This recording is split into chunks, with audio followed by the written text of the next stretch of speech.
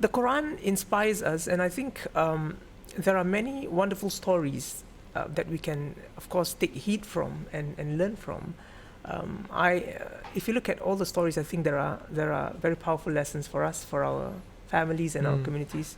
It's a very simple story, but it really talks about a very fundamental principle and the way in which Allah subhanahu wa ta'ala judges us. And that's a very important lesson, I think, and I wish to share, if that's all right. The story of the children of Nabi Adam alayhi salam, right? One of the first human beings created on earth. So we know about this story in various parts in the Quran, particularly Surah Al-Ma'idah, where Allah subhanahu wa ta'ala says, وَاتْلُوا عَلَيْهِمْ نَبَأَ ابْنَيْ آدَمَ بِالْحَقِّ إِذْ قَرَّبَ قُرْبَانًا فَتُقُبِّلَ مِنْ أَحَدِهِمَا وَلَمْ يُتَقَبَّلْ مِنَ الْآخَرِ. So the story essentially is about the two sons of Adam. In many of the narrations of the story, it's Habil and Qabil. I think probably we all know this as well when we learn in madrasas. So both of them wanted to commit an offering or present an offering to Allah subhanahu wa ta'ala. But Allah accepted from one of them and rejected the other. Because the other child, or the other child of Adam alayhi salam, his offering wasn't accepted, so he became very angry. And he said, قَالَ لَأَقْتُلَنَّكَ. So because my offering was rejected by God, I shall kill you. And then the other son, whose offering was accepted, responded and said, إِنَّمَا يَتَقَبَّلُ اللَّهُ مِنَ الْمُتَّقِينَ. Surely and only Allah subhanahu wa ta'ala accepts the offerings or the acts, right, and the rituals of those who are God-wary, or those who have taqwa in their hearts. So what it means is, in this particular story, I think the inspiration, at least for me, myself, is sometimes we tend to, get overly concerned about, forms, overly concerned about how we do things. And we forget the essence and the question of why we do things, right? And Allah says, and Allah establishes the principle very clearly, Innama, God will only yataqabbalullahu, accept, min al-muttaqin, those who are fearful of Allah, and this is a matter of the heart. It's not the matter of the limbs. I mean, okay, our body parts and our limbs translate the belief in our hearts into actions. But in the process of doing so, we might, go a bit astray in terms of our intentions. Yeah. And the story here is the child of Adam, whose offering was rejected, was because when he performed the offering, he did not do it because of God. So he wanted something else, right? It could be because of fame, it could be because of his own ego, interest, self-interest. And that taints our relationship with God. And that's why we go back to this discussion about why fasting is special, and why God will duly reward those who fast, because when you successfully fast from dawn to dusk, you do it because of Allah, and God values that sincerity, al-ikhlas.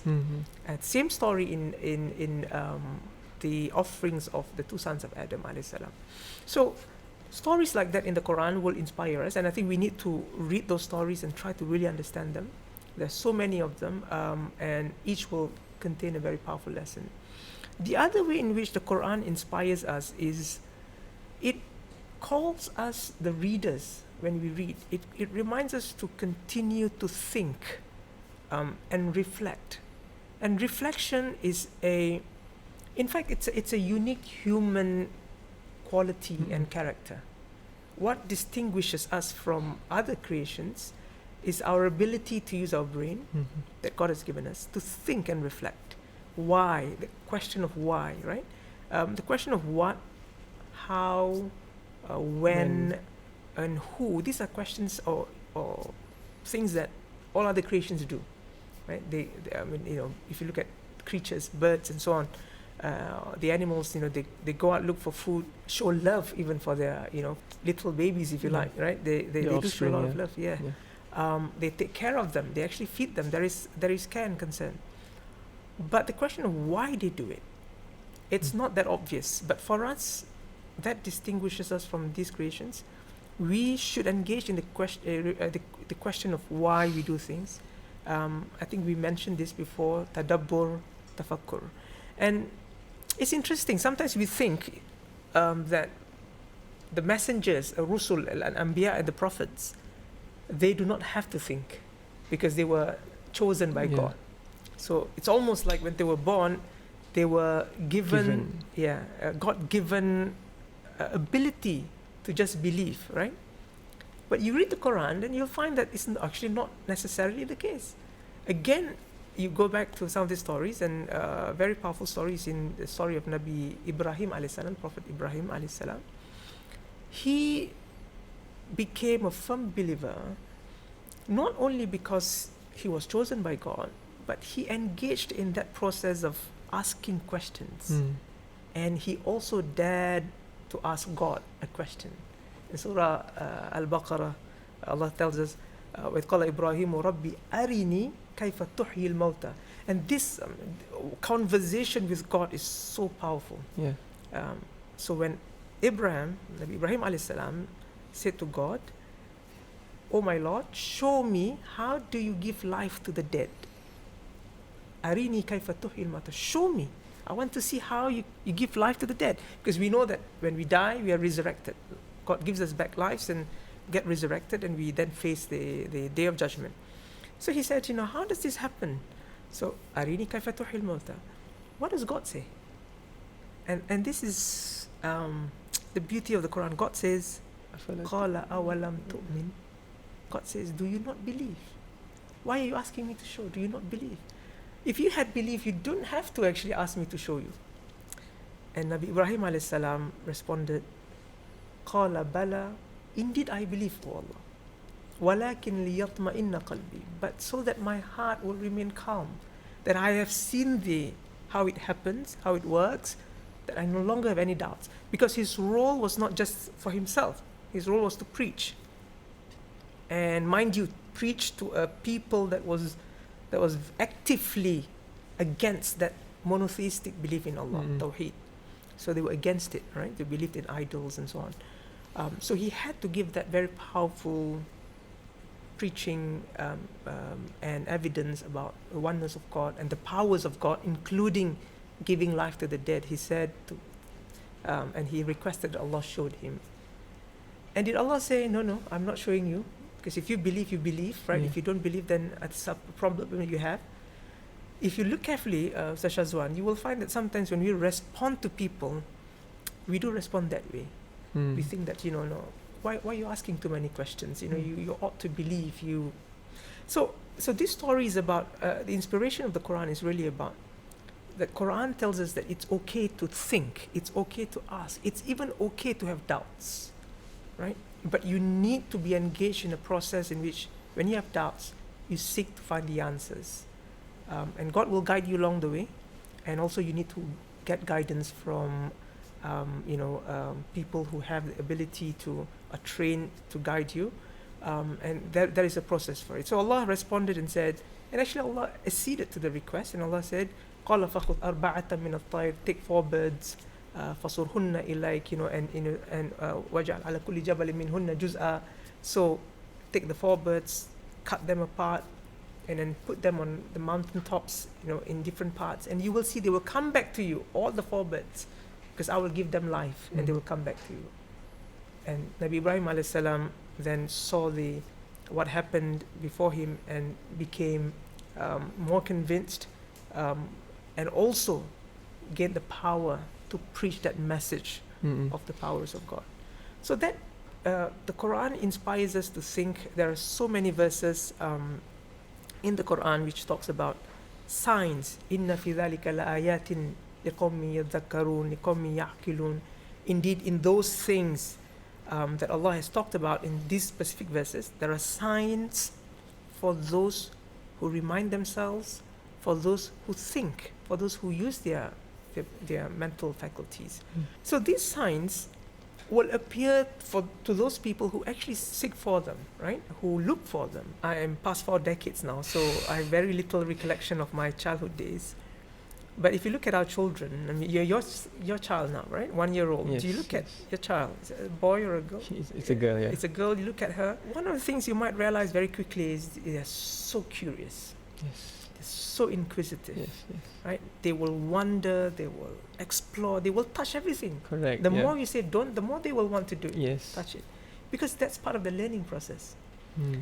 And it's a God-given innate ability of human beings to really seek to understand what's around you. But what happens to us, unfortunately, as we grow older, we lose this sense of wonder, we lose this sense of inquisitiveness. We take things for granted. We no longer ask questions, right? Just do. And I think the Quran tempers that.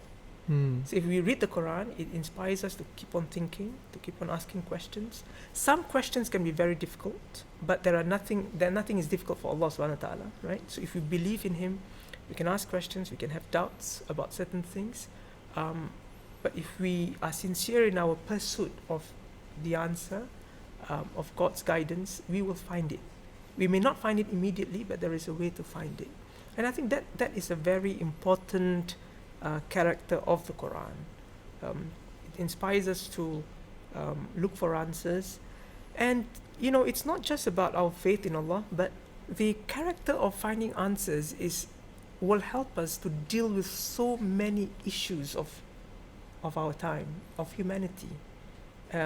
We have some very serious existential issues today, one of which is climate change. Mm-hmm. Yeah. It's very serious.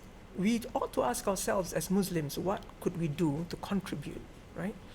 Of course, we know that in our religion, there are many behaviors or attitudes that will help us in our own small ways contribute to being more environmental friendly. For example, the value of moderation, al-wasatiyah, to be moderate in our consumption. So we are in Ramadan. Yeah. We have to be very mindful about wastage. Yes. I just heard over the radio, every day in Ramadan, the food wastage goes up multiple times. That should not happen. It's to scary, us. Yeah. But we are asked to be moderate. So those behaviors are good. But beyond that, at a more universal level, what can we do as Muslims? Mm-mm. What solution can we offer to the world? And I think that requires a lot of thinking, a lot of reflection on the way God created the world, combined together with the values that we are taught as Muslims, and then with the critical ability to think and find solutions. And we could offer something. And I really hope that one day, inshallah, a Muslim who is very inspired by the Quran could be an environmental champion, Inshallah. and able to fight for this cause, because it is about finding solutions to a problem that human beings face. And these are some of the things that also are referred to in the Quran. We perhaps, inshallah, have time to discuss it in the next episode, inshallah. Inshallah. Yes. MashaAllah. So if I could summarize, the Quran inspires us to do good deeds sincerely. And also the Quran encourages us to look at the signs both within the Quran and also around us, to kind of bridge that and to reach this understanding of God.